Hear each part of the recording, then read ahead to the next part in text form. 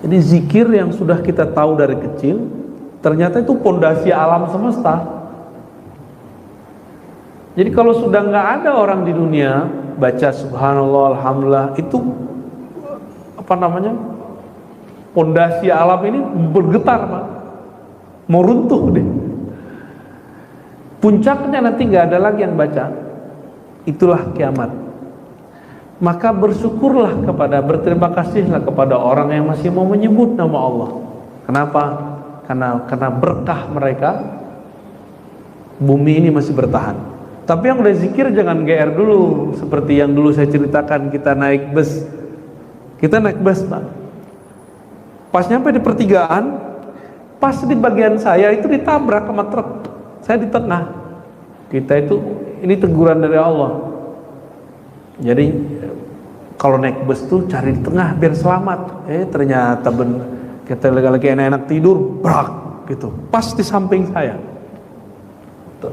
Alhamdulillah selamat kita. Yang hancur siapa, Pak? Truknya yang hancur. Tuh, yang Sakti Ar-Razi bukan? Bukan. Tiba-tiba ada mama nyeletuk.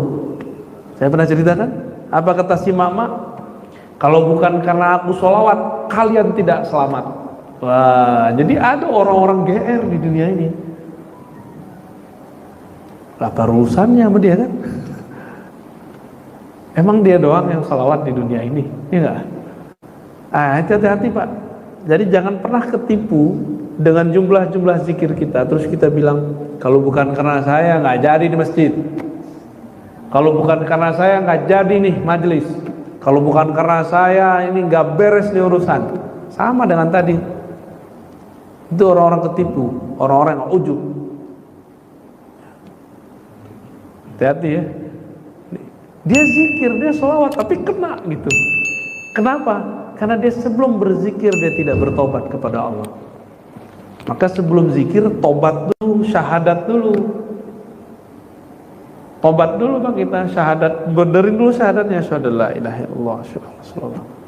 Ulang dulu syahadat kita, karena bisa jadi dalam 1 detik itu kita menyekutukan Allah dalam pikiran.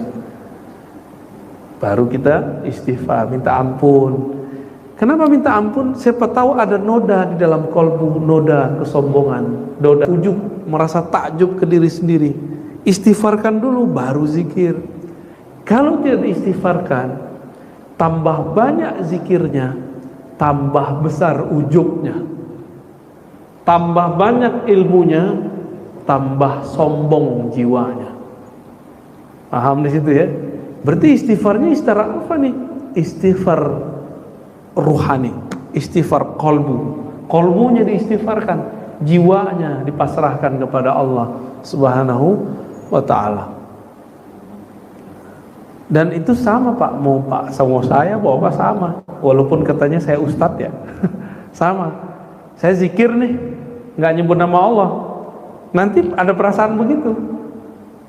Atau saya ngajar nih, nggak minta ampun dulu kepada Allah, sama. Ini nih, kalau gue yang ceramah pasti pada dengerin. Nah itu dia bisa bisikin, bisa minjem lidah kita begitu. Hati-hati, ini betul-betul halus, karena iblis itu bahasanya halus-halus semua. Dan pencirian iblis itu cuma satu, merasa lebih walaupun sedikit. Jadi saya nggak boleh duduk di sini kalau di kolbu saya masih merasa saya lebih baik dari Bapak gitu. Yang boleh, jadi ketika saya duduk di sini dalam batin, ya Allah izinkan saya untuk membaca hadismu, hadis-hadis Rasulmu, ayat-ayatmu. Jadi bukan saya yang tinggi, Pak, saya kebawa tinggi oleh ayat Allah. Saya terbawa tinggi oleh sunnah-sunnah Rasulullah. Itu bedanya. Paham maksudnya?